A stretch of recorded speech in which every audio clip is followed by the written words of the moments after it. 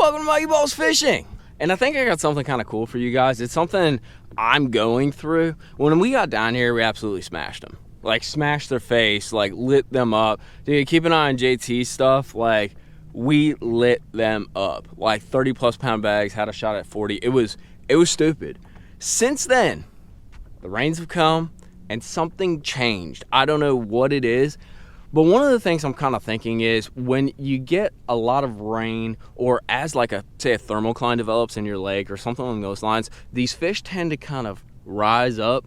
Now, we were catching them kind of on the tops of structure and the tops of brush piles and that, and you'd kind of reaction strike them off of it, but they were related to that cover, and for the most part they were inside it and they were a little bit lower.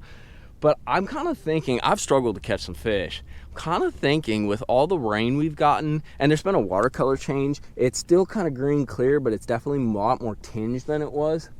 I think these jokers are up in the water column. So what we're gonna do today is a little experiment. I got a hunch. We're gonna follow my hunch. We're gonna talk about some baits that you can use, especially as we go into fall. You see a lot more suspended fish with the bait and the shad. I know in Gunnersville and in other lakes in Alabama, those fish rise up. Like, you can catch them over 25, 30 feet of water, but they're in like 10, they're in 8. But we're gonna explore some techniques to target some of those fish that are just behaving weird. Even if you're way up north, say in the Midwest, that thermocline develops and it creates a place basically where the oxygen stops in the lake. And a lot of the bait, even the game fish will relate to that because the bait's there. And this is gonna be kind of an example of some techniques you can use to target those fish that are in that zone. They are not easy to catch. They are weird. And depending on what you're fishing, we're gonna be fishing some cover. You tend to hang a lot of baits, and it's very hard to get that lure in the strike zone. So let's talk about some techniques, some strategies, and a little bit of head game for tackling these late summer into fall fish.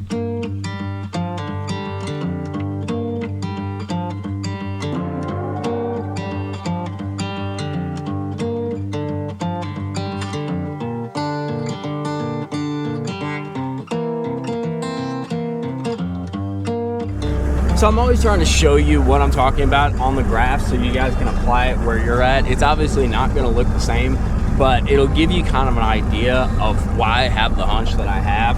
And so what I'm seeing is, you can see I got some structures marked right here. We're on a bit of a ledge that tapers down. And what I'm saying, we'll see if this one shows up like that, is there's a lot of, well, here we go already. There's a lot of bait up in the water column. You see, like, those are glass minnows or shad or something along those lines. But when we actually get close to these structures, we're gonna see too that, like, there's a lot of bass and a lot of brim that are on the structure, but they're elevated. Like, they seem like they're up in the water column. And shout out to Sea Clear Power, my buddy Nathan Martin. Like, he put these like thicker lines for my graphs so they're getting like full power, and the things that I'm seeing on them are kind of crazy. But here we go. So here's like a little stick. There's a little fish above it. There's a couple fish above it actually. But you can see that guy's a little closer to the bottom. I like that. But yeah, here we go. As we get closer to some more structures, do you see how all these jokers are like way up in the water column? Like, they're super elevated. Even if you look over here, here's a brush pile, and the fish are up because they're creating that huge shadow. But see, you got more bait up here, you got more bass and fish up here. There's another couple arcs. That's just like a random guy kind of scooting around. I'm not a pro at reading my electronics, don't get me wrong, but I used to have, like, for all you guys who think like I have really nice stuff, like, I learned a lot of this stuff off a 5-inch, like, what is it called, an Elite, like a Lowrance Elite, just with down scan, no side scan, like a little press button unit. And I fished with that for years. And what I did though is, where I'd see something, whether I thought it was a fish or not, I'd try to catch it. And basically I went through a process every time of like see, test, and then conclude kind of thing. So I've learned a lot about the graphs because I had really crappy graphs, like, to start off, and I had to really work hard to see and understand what was down there.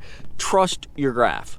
If you start seeing dots and arcs, say on your 2D or something like that, that are up, those are fish. Now, you got to wonder whether they're the right kind of fish in your body of water, but don't not trust your graph. That's all I can say. If you see something on there, there's something down there that's doing that, unless your graphs are totally screwed up. Like, that happens. You get a bunch of interference, or there's crap in the water, something happens.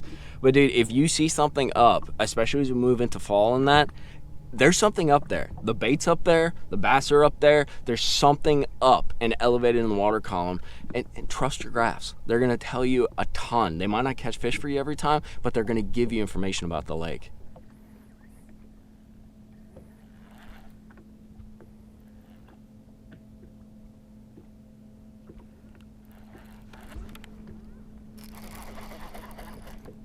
That was weird.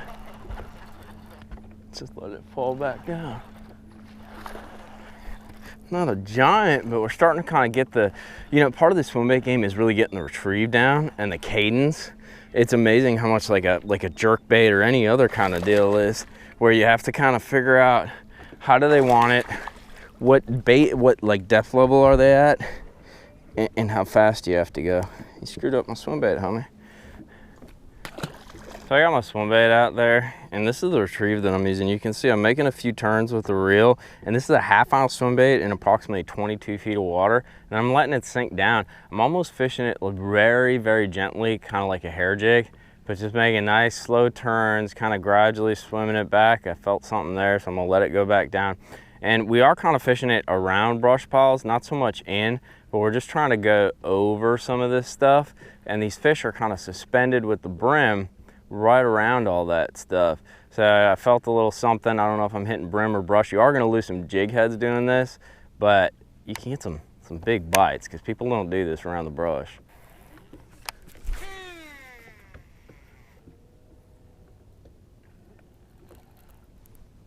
Damn it. Must have been just thwarting right next to it.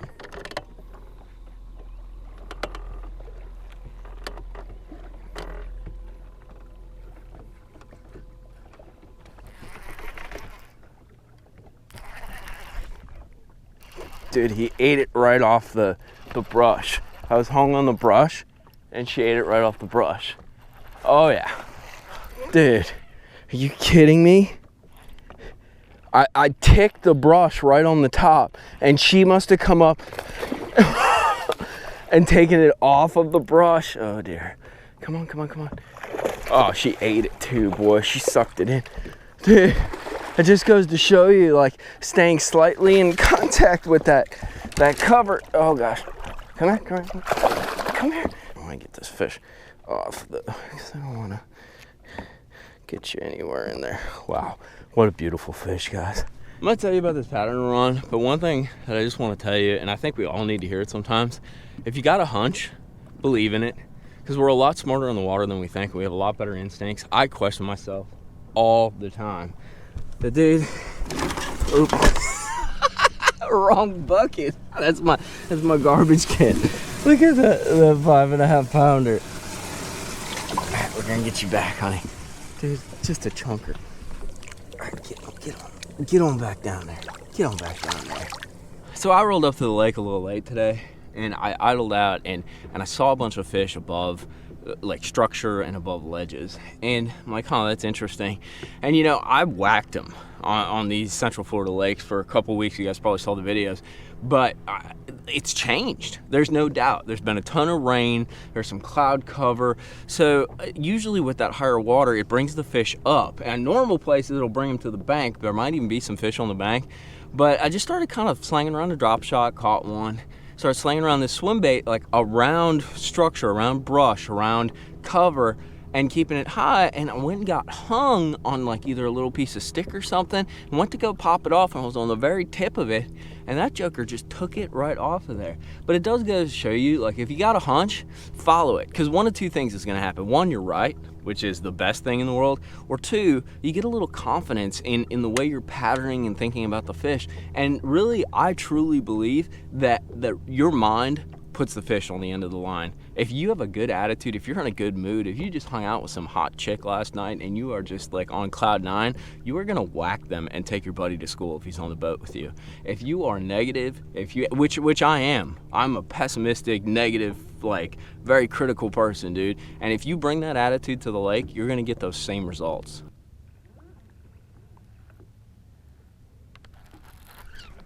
There she is. Same, whoa, that might be a big one.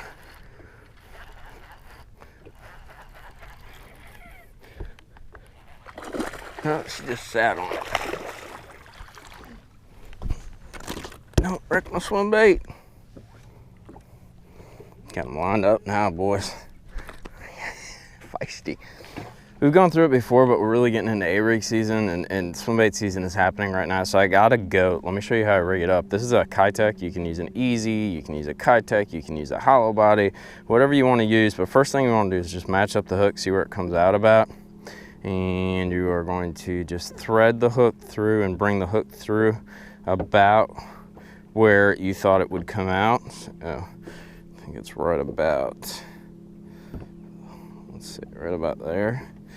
And then you're gonna pop her out and push it up. And then basically it's a twisting technique. You're gonna run the tail over the hook. If you use the power Ned, you know this process. And just keep running the tail over the hook until she's on there nice and even. And right there, that's your presentation that you get. Looks pretty nice, doesn't it?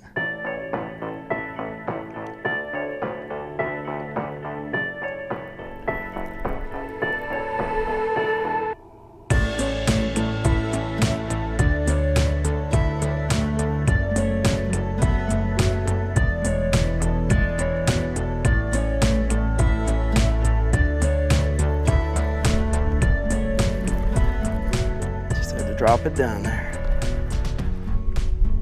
I don't think it's very big. Oh, I think I just saw one with her. Whoa. So the weather took a little turn for the worse. We're gonna have to put her on rain delay for a minute. I can't see the other side of the lake and I just saw some lightning. Yeah, that was some more. We're gonna go hide because we're like smack dab in the middle of the lake. In light of our current lightning delay, I apologize for the noise. There's like a bunch of wind coming in here. But let's run through some baits that you can use for these suspended fish. Really, my number one go-to, hands down, is a swim bait on a lead head, just like that. That's Kitech, Big Easy, hollow body, whatever you want to use. You can fish it in so many different columns of the water that it really allows you a lot of versatility. Only downside to it is an open hook, and a lot of these baits I'm going to show you are open hook baits. The other one that's a big deal is a hair jig. Doesn't even need to be that big. That's a JTK hair jig. You can do, you know, bucktail jig like that. You can do marabou jigs. I've used those, like hand-tied marabou jigs. My buddy, what's his name? I'll put a link to it down. He's got some crazy name, but he ties the most killer smallmouth and spotted bass, like marabou style jigs. You see the big spoon down there too? That's a great pick. Once again, it doesn't have to be super big though. I actually was playing around with one of these guys too, just a little jigging spoon. So none of this has to be big. You gotta adjust to your body of water. The other guy I got hiding down there is a little scrounger head. Absolutely killer if they're up in the water column, because that scrounger, it like walks like a crankbait and it rides up. If you're looking to drag them, what you can do too is just a drop shot. I got a simple drop shot rig right there. Weight on the bottom. It elevates the bait above the bottom. And that's really the key here. These fish are above the bottom. I'm gonna throw you one little tidbit though, and it's something we're gonna explore if we can get back out here. If you're noticing fish in a certain level, like a certain depth level, what you can do, so we caught fish, for example, we caught fish in about 20 to 22 feet of water, but they were in like 17, 16, some of them even like 14, 15. So they're up, you know? What you can do is take that as a note and say, hey, let me look at any kind of cover, shell, rock, any kind of structure that I have in that 14 to 17 foot range that's a little bit shallower. Oftentimes what you'll find is there's fish in that depth range just on the bottom, on structure, but then there's also fish out deeper, but they like that depth range for some reason, and they're suspended. So a little trick to try. It doesn't always work, but always be thinking kind of forward. You know, what's your next spot? What's your next approach? How are you going to capitalize on what you figured out?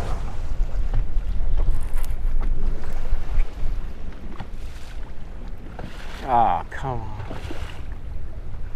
Really? And there she is. That's the one. Oh God. Stay out of there.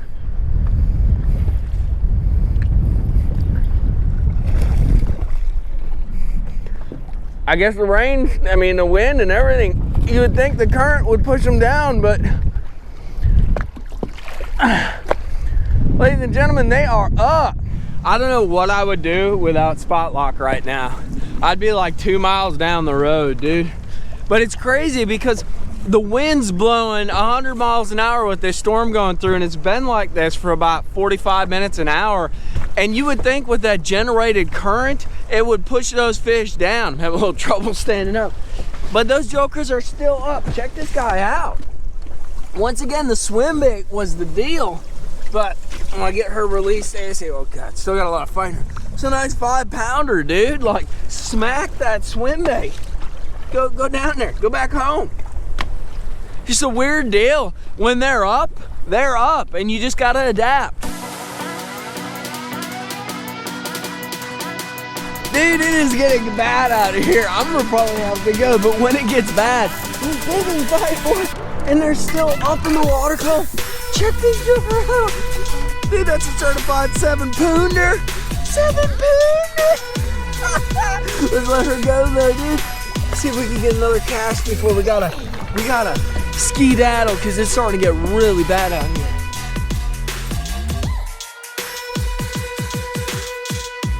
My homies, I hate to do this, and you guys all fish, so you know how much I hate to do this, but I gotta wrap this video, dude. I've seen like 7 bolts of lightning hit the ground over there. It's totally like okay and clear over here, but the wind just switched around and it's gathering that storm right there. And that joker's gonna come over here and smack me in the face. So we're gonna wrap this thing up kind of quick. Suspended fish, reasons for them to suspend: thermocline, high water, or cooling water on the surfaces. I think I forgot to mention that one. Especially happens as we move into fall. Just think about baits that you can target that water column with. Swim baits, scrounger heads, hair jigs, spoons. Doesn't have to be a big spoon. You can even swim a shaky head, and underspin's a great example. Anything that you can get down there and ride up a little. Oh, that was another big one. There's way too much lightning. Anything you can like ride up a little bit. I gotta get this boat ended. Thank you guys for watching the video. Make sure to hit that like and subscribe. Keeping it hardcore, but keeping it alive. I'm running into the ramp. Tight lines till next time.